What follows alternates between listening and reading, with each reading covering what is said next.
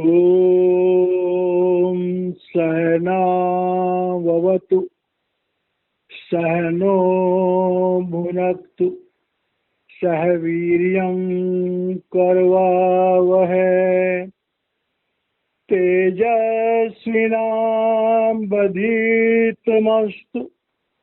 मा विद्विषावहै।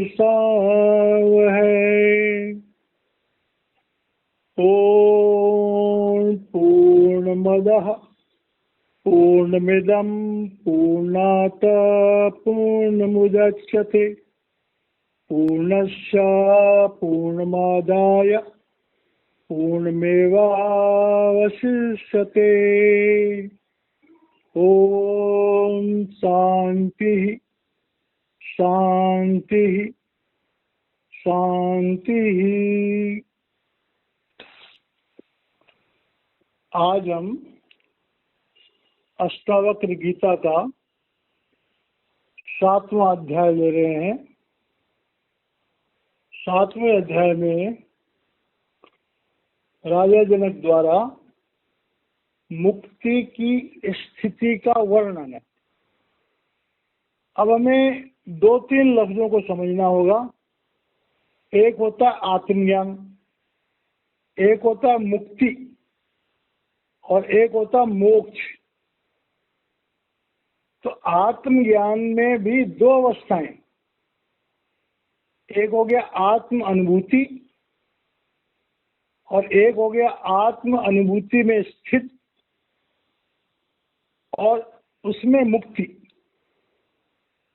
क्योंकि मोक्ष जो है शरीर त्यागने के बाद ही मिलता है।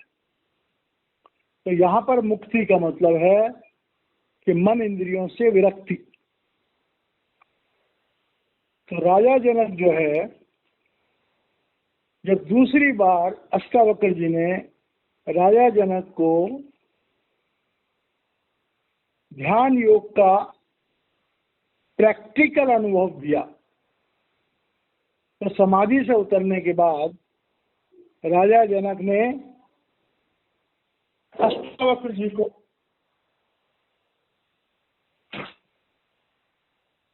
जो इकबाल किया, अष्टावक्र जी को उन्होंने जो बताया कि उन्हें क्या अनुभव हुआ। तो ये 7वें अध्याय का सूत्र नंबर 1 है। जनक उवाच मयि अनंत महाम्बोधो विश्वपोता इतस्ततः भ्रमति स्वान्तवातेन न मम अस्ति अहस्मृता। अब असल में ये एक प्रैक्टिकल सब्जेक्ट है, और जब हम प्रैक्टिकल सब्जेक्ट को थ्योरेटिकली समझाने की कोशिश करते हैं तो उसमें थोड़ा सा अंतर आ जाता है। जैसे पहली बात है कि आत्मा क्या होती है, आम आदमी को पता ही नहीं। आत्म अनुभव क्या होता है, किसी बिरले को पता है। तो आत्मा या आत्म अनुभव की बात जब हम सुनते हैं तो हमें उसको समझने के लिए प्रयास करना पड़ता है, और उस प्रयास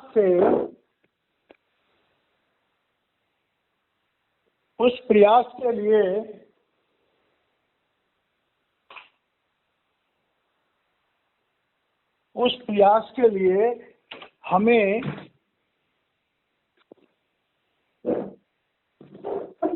ध्यान योग का सहारा लेना है।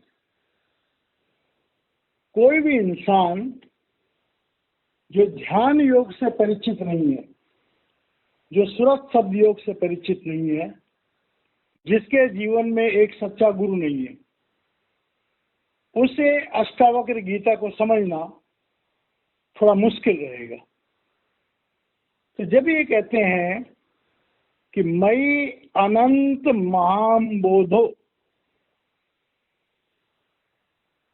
कि मैं अपने आप को एक अनंत, एक असीमित समुद्र में महसूस कर रहा हूं। तो इन चीजों का जिक्र एक समर्थ सद्गुरु कर सकते हैं। हम तो ये कह सकते हैं कि हमें हमारे समर्थ महापुरुषों ने क्या बताया। इन लफ्जों का मतलब मेरे सदगुरु दयाल पुरुष सुदर्शन सिंह जी महाराज बताया करते थे, हम लोगों को समझाया करते थे कि भाई वो परमात्मा चेतनता का महासागर है और उसकी जो उत्पत्ति है, उसका जो इजहार है वो सचखंड में हुआ, लेकिन वो अनामी देश का है। अलख, अगोचर, अनामी, सचखंड से ऊपर भी 3 और देश हैं। बहरहाल सचखंड में उसका प्रकट करने का हुआ, जहां उन्होंने कहा एको एवं बहुत श्याम। जब एको एवं बहुत श्याम कहा तो हिलोर उठी और अनंत अनंत रूप बन गए भगवान के, उस प्रभु के, उस सत्पुरुष के। अब वो अनंत अनंत रूप जो सत्पुरुष के बने, तो जहां पर बने वो सचखंड का देश है। जब प्रभु की लीला हुई, उन्होंने सृष्टि का आगे फैलावट करने की कोशिश की, तो वो अनंत आत्माएं जो एक साथ थी, उनको एक निरामय कोष दिया गया प्रब्रह्म के देश में, और उसके बाद ब्रह्म के देश में ब्रह्मंडी शरीर, फिर अंडी शरीर, फिर पिंडी शरीर। अब इसके लिए हम कि भाई अनंत असीमित सागर, और ये संसार जो है उस समुद्र में एक नाव की हैसियत रखता है। प्रभु के उस अनंत महासागर में, चेतनता के उस अनंत महासागर में, जब जीव आत्माएं इस पिंडी शरीर से, क्योंकि मनुष्य सिर्फ जा सकता है, मनुष्य के अलावा तो कोई जा ही नहीं सकता, मनुष्य आत्माओं के अलावा तो कोई जा ही नहीं सकता। तो कह रहे हैं उस चेतनता के अनंत महासागर में ये जो संसार सागर है, ये हमारा दृष्टि गोचर जो पिंड का देश है, कहते जो समुद्र में एक नाव होती है उसकी तरह से है। ऐसे पहले तो पिंड के देश में ही बहुत सारे ब्रह्मांड है, और फिर अंदर के पहले भी बताया गया था कि पिंड का देश है, इससे बड़ी रचना अंड के देश में, उससे बड़ी रचना ब्रह्म के देश में, उससे बड़ी रचना प्रब्रह्म के देश में, उससे बड़ी रचना सचखंड के देश में। तो ये संसार जो हमें दिखाई देता है, ये संसार जो एक समुद्र में जैसे नाव चलती है वो है, और जैसे नाव चलती है तो नाव कभी इधर चलती है, कभी उधर चलती है। तो इसी तरह से ये दृष्टिगोचर संसार जो है, ये दृष्टिगोचर संसार तो उत्पन्न होता रहता है, लय होता रहता है, इसका जिक्र आगे आएगा। तो कह रहे हैं कि भाई ये जो संसार है, ये प्रभु की उस अनंत रचना में एक नाव के बराबर है। तो कह रहे हैं जैसे ये बाहर के समुद्र में, क्योंकि अंदर के समुद्र के बारे में एग्जाम्पल देना तो लोग समझेंगे नहीं, तो बाहर के समुद्र का एग्जाम्पल ले लेते हैं कि बाहर के समुद्र में जैसे एक नाव चलती है, क्या औकात है नाव की, नाव का क्या अस्तित्व है समुद्र में। इसी तरह से प्रभु की सृष्टि में, पूरी सृष्टि में इस पृथ्वी का क्या अस्तित्व, कुछ भी नहीं, एक राई के दाने के बराबर है। तो कह रहे हैं ब्रह्मति स्वा अंत बाते न मम अस्ति, ऐसा ऐसा। तो कह रहे हैं कि भाई ये तो हो गई एक अवस्था। अब उस शिष्य की, उस भक्ति की क्या अवस्था होगी कि जो भक्त जो है प्रभु की तरफ जाना चाहता है। हम इंसान हैं, हम मन इंद्रियों के गुलाम हैं। अगर हम ये चाहें कि हम उस परमात्मा के, उस चेतनता के महासागर में हम जाएं, तो हमें क्या करना होगा। तो बता रहे हैं कि जिस तरह से हम इंसान पहले क्या होता है कि भ्रमति स्वांत बातें ना, हमारे अंदर जो है मन की तरंगें उठती रहती है, और मन की जब तरंगें उठती हैं तो हमें चंचल कर देती है। जब तक हमारा मन शांत नहीं होगा हम अंतर्मुख नहीं हो सकते, हम ध्यान नहीं लगा सकते। तो कह रहे हैं कि जब अंतर्मुख होने के लिए कोई भी इंसान ध्यान लगाता है तो मन सबसे बड़ी रुकावट। लेकिन जब किसी को आत्मज्ञान हो जाता है, जब किसी को सच्चे गुरु द्वारा नामदान मिलने के बाद में और गुरु कृपा से उसको बूस्ट मिलती है और वो मन इंद्रियों से ऊपर आता है, तो वो अवस्था जो होती है वो तब जाकर के हमारा मन बस में आता है। राजा जनक कह रहे हैं कि वह जैसे समुद्र में नाव होती है और वो नाव में लहरों के थपेड़े खाती है, कभी इधर जाती है कभी उधर जाती है, ऐसे ही जब हम प्रभु के रास्ते पे चलते हैं तो हमारा मन है जो संसार में मन इंद्रियों के दायरे पर, भोग विलास के दायरे पर इधर से उधर भटकता रहता हमारा मन। तो वो मन जो है संसार में अपनी उस शांति को खो देता है, स्थिरता को खो देता है, अपने धैर्य को खो देता है। क्यों? कि जब हमारा मन काम क्रोध लोभ में अहंकार में फंसेगा तो हम चंचल हो जाएंगे, हम ध्यान में नहीं बैठ सकते। तो इकबाल कर रहे हैं, हे मेरे सदगुरु, जब आपने मुझे दोबारा ध्यान में बिठाया तो मैं उस अवस्था में पहुंच गया था जहां मन इंद्रियों की पकड़ नहीं है। मैं मन इंद्रियों की पकड़ से बाहर चला गया था और मैं जब रास्ते से गुजर रहा था, देखिए फिर दोबारा वो बात हमें समझनी पड़ेगी। जब हम ध्यान में बैठते हैं हमारा गुरु होना चाहिए, गुरु नाम की दौलत देने का अधिकारी होना चाहिए, 5 नाम का दौलत देने वाला होना चाहिए गुरु। हम ध्यान में बैठेंगे, हम 5 नाम का सिमरन करेंगे, हमारी आत्मा हमारे पैर के नाखून से सिमटेगी, मूल चक्र पे आएगी, वहां से सुषुम्ना नाड़ी में जाएगी, फिर इंद्रिय चक्र, नाभि चक्र, हृदय चक्र, कंठ चक्र, अजना चक्र आएगी। अजना चक्र पे हमें अपने गुरु का शब्द रूप मिलेगा और नूरी रूप मिलेगा, फिर वो हमें लेके आगे जाएगा और उसके बाद लेकर के हमें पिंड, अंड और ब्रह्म को पार कराएगा। तो असल में तो उसके गुरु नहीं कराया, अष्टावक्र जी ने ही उसको पार कराया। लेकिन क्योंकि अंदर में गुरु नूरी रूप में, बाहर में गुरु शरीर रूप में, तो शिष्य जो है इस बात को एक्चुअल में थोड़ा सा समझने में देर लगती है कि बाहर जो शरीर में गुरु है और अंदर में जो नूरी और शब्द रूप में गुरु वो एक ही है। लेकिन जब तक हम एक अच्छी अवस्था में नहीं पहुंचते हैं हमें दोनों में भेद नजर आता है। तो अंदर के गुरु के साथ जो उन्होंने यात्रा करी दिव्य मंडलों की, बाहर के गुरु को समझ बता रहे हैं कि अंदर में मन की चंचलता जो है वो जब आगे आपने मुझे भेजा, मेरी आगे चढ़ाई हुई, अंदर के मंडलों में मेरी आत्मा गई, तो वहां पर मन की चंचलता धीरे धीरे धीरे धीरे धीरे धीरे खत्म होती हुई मुझे नजर आई। ये बात जो है इकबाल कर रहे हैं। और क्यों इकबाल कर रहे हैं कि अष्टावक्र जी चाहते हैं कि राजा जनक जो है इसको थ्योरेटिकली ना ले, प्रैक्टिकली ले। और ये सारे सत्संगियों के लिए एक चेतावनी है कि गुरु से नामदान लेने के बाद अगर हमने गुरु के बताए हुए उस मार्ग पर चल के नहीं देखा तो हमारा ये जीवन बेकार हो जाएगा, हमें अगला जीवन लेना पड़ेगा, फिर हमें यात्रा शुरू करनी पड़ेगी।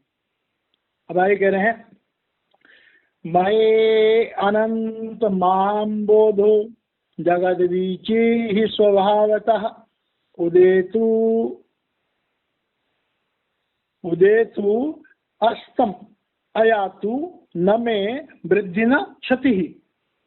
अब ये कि हम ये सब अंदर की मंडलों, अंदर की दुनिया की बात करें।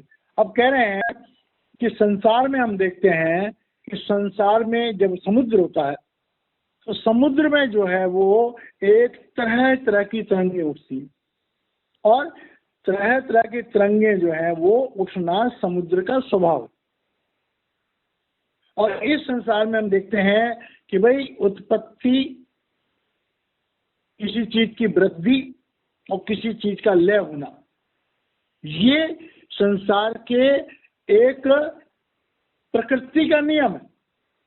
और इसी तरह से मनुष्य जो है उसके जीवन में तरंगें उठती रहती हैं और लय होती रहती हैं। तो कह रहे हैं कि जैसे संसार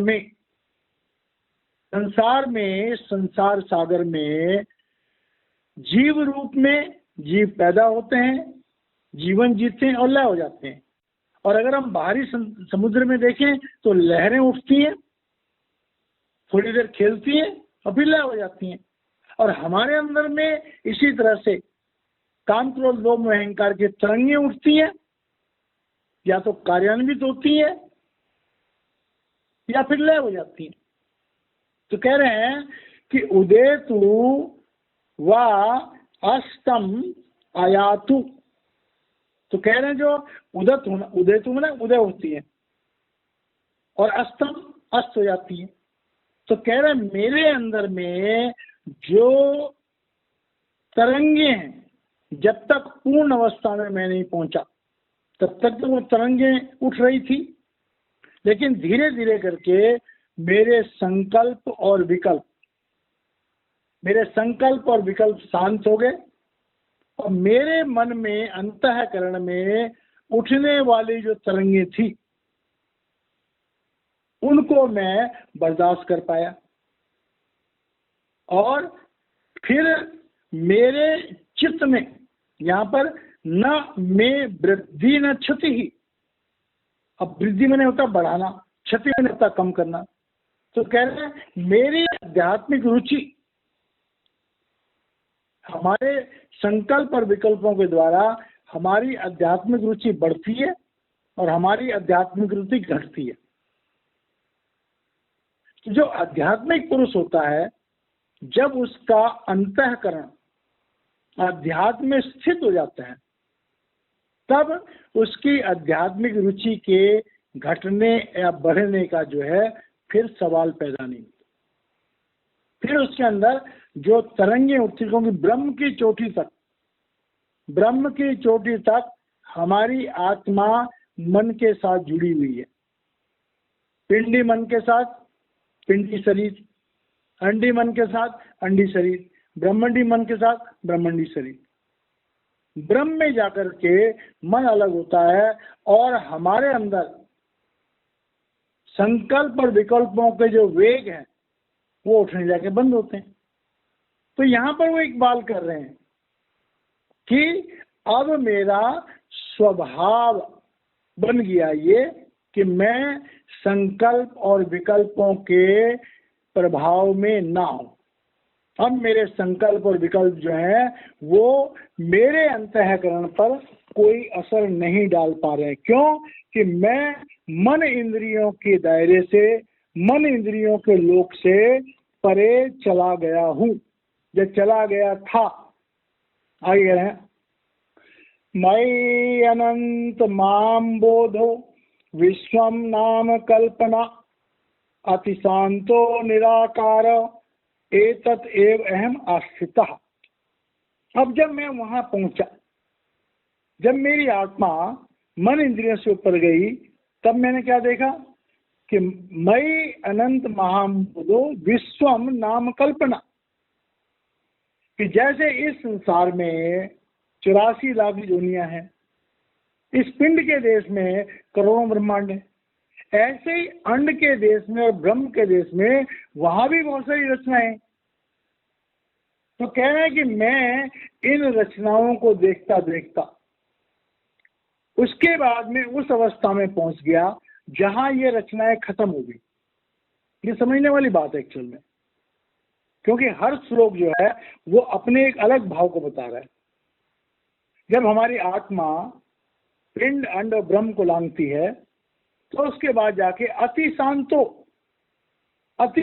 तभी हो सकती है जब वो मन से अलग हो जाए। मैंने महसूस किया कि मेरा मन मुझसे अलग हो गया। निराकार, अब निराकार क्या मतलब कि मेरा कोई आकार नहीं है। तो निराकार आदमी ब्रह्म से पहले हो ही नहीं सकता, क्योंकि यहाँ पिंडी शरीर है, फिर अंडी शरीर है, फिर ब्रह्मंडी शरीर है। तो मेरा ब्रह्मंडी शरीर भी छूट गया और मेरा ब्रह्मंडी मन भी हो गया। एतद एव अनिष्ठता, और इन तीनों शरीरों को और तीनों मनों को पीछे छोड़ करके और मैं उस अवस्था में पहुंच गया। अब उस अवस्था में पहुंचने के बाद मुझे कैसा महसूस हुआ, तो अगले सूत्र में उतारे। ना आत्मा भावेषु नो भाव तत्र अनंते निरंजने इति असक्तो अस्पृह शांत एतद एव अहम अस्थिता। अब कह रहे हैं जब मैं उस अवस्था में पहुंचा तो कह रहे हैं ना आत्मा भावेषु। अब यहाँ पर भावेषु का मतलब हो गया देहाभिमान, भाव। तो भाव जो है वो मन की कल्पना, मन की ताकत, मन बुद्धि से हमारे भाव पैदा होते हैं। तो कह रहे हैं न आत्मा भावेषु, जब वो शुद्ध चेतन आत्मा अपने निरोल अवस्था में उदित होती है तो वहां पर आकर के जब मन नहीं है, जब इंद्रियां नहीं है, तो भाव कहां से आएगा? खाली आत्मा का तो विरह होती है। जब आत्मा निरोल प्रकट होती है तो उसका एक ही रूप होता है, वह है विरह, प्रभु के लिए तड़फ। तो कह रहे न आत्मा भावेषु, कि आत्मा का कोई संकल्प नहीं है, आत्मा को कोई विकल्प नहीं है। न भाव तत्र अनंते निरंजना, और जहां भाव खत्म हो जाता है वहां पर खाली वो परमात्मा ही परमात्मा, वहां परमात्मा के अलावा और कोई सत्ता और कोई नहीं है। वहां तो अनंत सीमाएं प्रभु प्यार की है। तो ये बता रहे हैं कि हे गुरुदेव, आपकी कृपा से आपने मुझे उस जगह पहुंचा दिया। गीता में इसके बारे में आता है कि न तद भासते सूर्यो शशांको न पावक यद गत्वा न निवर्तन्ते तद धाम परमम मम। तो आपने मुझे वहां पहुंचा दिया जहां पर निरंजन का वास है, और वहां पर कोई भी दोष नहीं है, वहां पर कोई भी अंजन नहीं है, वहां पर कोई द्वेष नहीं है। और इति असक्तो, अब असक्तो का मतलब हो गया कि वहां आसक्ति नहीं है। तो आसक्ति तो मन की होती है, मन इंद्रियों का गुलाम होता है, इंद्रियां वासनाओं की गुलाम होती है। आत्मा का तो, आत्मा की तो आसक्ति का, आत्मा का तो स्वरूप है। आत्मा और परमात्मा एक रूप है, तो आसक्ति तो दो चीजों के बीच में होती है। तो आत्मा की और परमात्मा की आसक्ति नहीं होती, उनकी तो विरह होती है, उनका तो एक आकार होता है। तो कह रहे हैं असक्तो अस्पृह। अब असक्तो, वहां पर कोई आसक्ति नहीं है और वहां कोई इच्छा भी नहीं है। अस्पृह का मतलब इच्छा का होती है, इच्छाएं तो मन की होती है, इच्छाएं तो वासनाओं की होती है। तो कह रहे हैं वहां पर जब मेरा मन नहीं था तो मेरी इच्छाएं भी नहीं थी और वहां पर आसक्ति भी नहीं थी, शांता। और वहां तो उस चेतनता के महासागर में मैंने आनंद लिया। कृपाल सिंह महाराज जी कहा करते थे कि जब हम त्रिगुणातीत होते हैं तो अंदर में मानसरोवर है, अंदर में अमृतसर है। त्रिगुणातीत होने के बाद में वहां पर अमृतसर है, अमृत का सरोवर है। वहां पर आत्मा स्नान करके हंस गति को प्राप्त होती है। मेरे सदगुरु संदर्शन सिंह जी महाराज फरमाया करते थे कि भाई जब तक कोई आत्मा पिंड अंड और ब्रह्म को लान करके अपने सदगुरु के साथ प्रब्रह्म के देश में जाकर के उस मान सरोवर में, उस अमृतसर में, उस सर चश्मा कौसर, हर धर्म में इसका नाम है। मुसलमान लोग इसको सर चश्मा कौसर कहते हैं, मुकाम हक कहते हैं। तो कह रहे हैं जब तक आत्मा वहां जाकर के स्नान नहीं होती है तब तक आत्मा पूर्ण पवित्र नहीं होती है। तो कह रहे हैं इति सत्व स्पृह शांता, वहां जाकर के असल में आत्मा को शांति का महसूस होता है। एतत् एव अहम, और वो मेरा निज रूप था।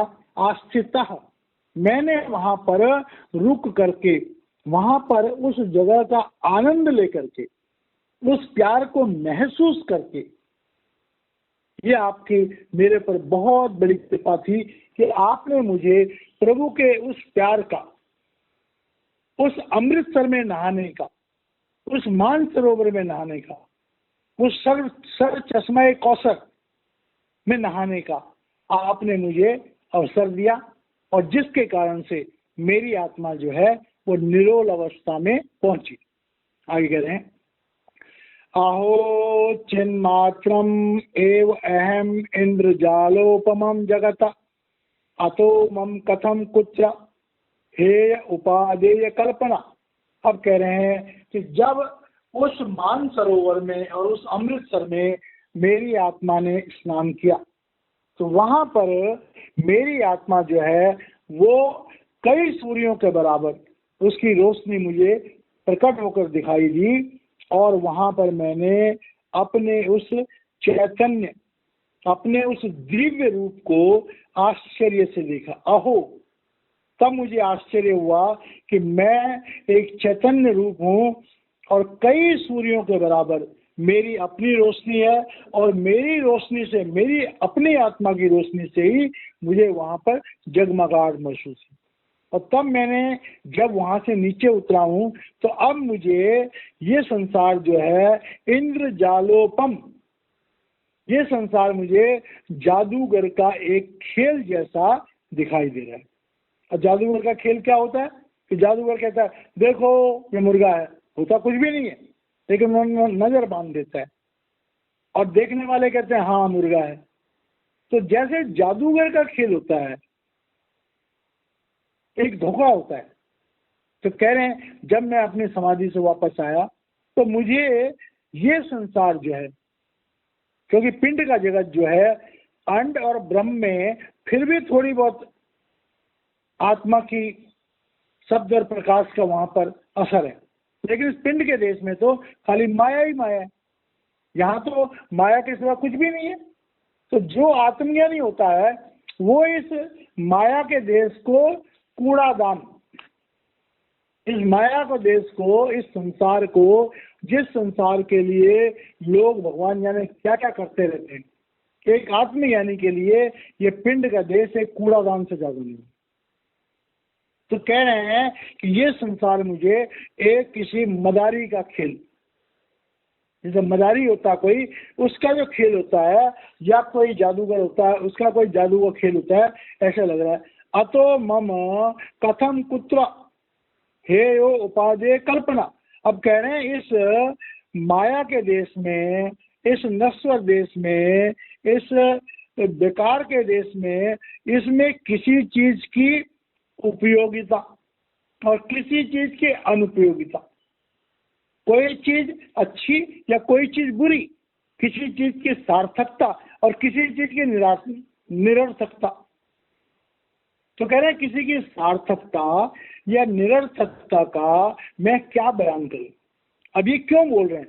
इसलिए बोल रहे हैं कि अष्टावक्र जी चाहते थे, राजा जनक एक बहुत बड़ा राजा है, बहुत बड़ा योद्धा है, बहुत बड़ा योगी है, तो वो इस संसार के अपनी भौतिक कल्पनाओं की, भौतिक जगत की आसक्ति को अपने चित्त से मिटाए।